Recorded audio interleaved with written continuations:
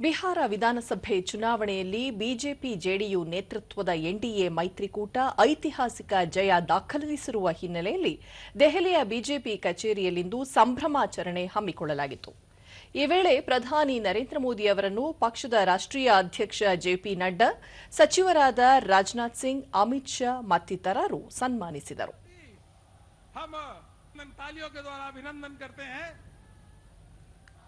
नरेंद्र मोदी,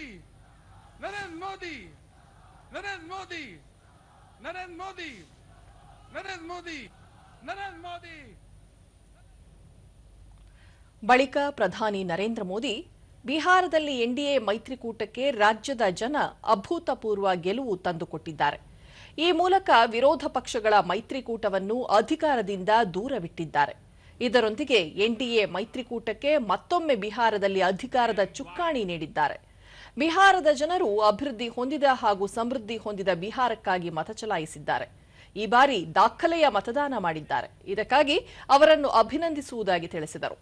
ಬಿಹಾರದ ಜನರು ತುಷ್ಟೀಕರಣ ನೀತಿಗೆ ತಕ್ಕ ಪಾಠ ಕಲಿಸಿದ್ದಾರೆ. ಜೊತೆಗೆ ಮಹಿಳೆಯರು ಮತ್ತು ಯುವಕರು ಅಭಿವೃದ್ಧಿಗೆ ಮತ ಹಾಕಿದ್ದಾರೆ. ಈ ಮೂಲಕ ಹೊಸ ಎಂವೈ ಫಾರ್ಮುಲಾಗೆ ಮುನ್ನುಡಿ ಬರೆದಿದ್ದಾರೆ. ಬಿಹಾರದಲ್ಲಿ ಜಂಗಲ್ ರಾಜ್ಗೆ ಅವಕಾಶ ನೀಡುವುದಿಲ್ಲ ಎಂದು ಸ್ಪಷ್ಟ ಸಂದೇಶ ರವಾನಿಸಿದ್ದು, ಇದು ಪ್ರಜಾಪ್ರಭುತ್ವದ ಗೆಲುವು ಎಂದು ಹೇಳಿದರು. ಬಿಹಾರದಲ್ಲಿ ಬಿಜೆಪಿ, ಜೆಡಿಯು, ಎಲ್ಜೆಪಿ ಸೇರಿದಂತೆ ಇನ್ನಿತರ ಮಿತ್ರ ಪಕ್ಷಗಳ ನಾಯಕರ ಒಗ್ಗಟ್ಟಿನ ಹೋರಾಟದಿಂದಾಗಿ ಐತಿಹಾಸಿಕ ಗೆಲುವಿಗೆ ಕಾರಣವಾಗಿದೆ.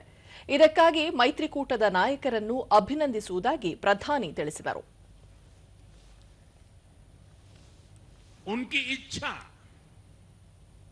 उनकी आकांक्षा और उनके सपनों ने जंगल राज वालों के पुराने सांप्रदायिक माय फॉर्मूले को पूरी तरह ध्वस्त कर दिया है.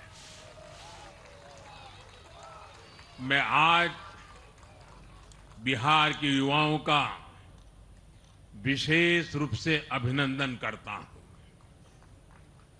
मैं बिहार की बहनों बेटियों को नमन करता हूं. मैं बिहार के किसानों, श्रमिकों, दुकानदारों, पशुपालकों, मछली पालकों, सभी को नमन करता हूं. ಜೆಪಿ ನಡ್ಡಾ ಬಿಹಾರದಲ್ಲಿ ಜನತೆ ವಿಕಾಸಕ್ಕೆ ಜನಾದೇಶ ನೀಡಿದ್ದಾರೆ. ಪ್ರಧಾನಿ ನರೇಂದ್ರ ಮೋದಿ ನೇತೃತ್ವದಲ್ಲಿ ಅಭೂತಪೂರ್ವ ಗೆಲುವು ಸಾಧಿಸಿದ್ದು, ಎನ್ಡಿಎ ಮೈತ್ರಿಕೂಟವನ್ನು ಜನತೆ ಕೈ ಹಿಡಿದಿದ್ದಾರೆ. ಈ ಐತಿಹಾಸಿಕ ವಿಜಯಕ್ಕೆ ಪ್ರಧಾನಿ ನರೇಂದ್ರ ಮೋದಿ, ಸಚಿವ ಅಮಿತ್ ಶಾ, ಬಿಹಾರದ ಜನರು ಹಾಗೂ ಪಕ್ಷದ ಕಾರ್ಯಕರ್ತರು ಕಾರಣ. ಹೀಗಾಗಿ ಎಲ್ಲರಿಗೂ ಧನ್ಯವಾದ ತಿಳಿಸುವುದಾಗಿ ಹೇಳಿದ ಅವರು, ಕೇಂದ್ರ ಮತ್ತು ರಾಜ್ಯ ಸರ್ಕಾರ ಜಂಟಿಯಾಗಿ ಬಿಹಾರದ ಅಭಿವೃದ್ಧಿಗೆ ಶ್ರಮಿಸಲಿದೆ ಎಂದು ಹೇಳಿದರು. सुनामी को ईवीएम में कैप्चर कराने में वोटरों के साथ खड़े होकर के उस वोट में तब्दील करने में जो उन्होंने योगदान किया है और जो उन्होंने मेहनत की है, उसके लिए मैं पार्टी के अध्यक्ष के रूप में उनका बहुत बहुत धन्यवाद देता हूं.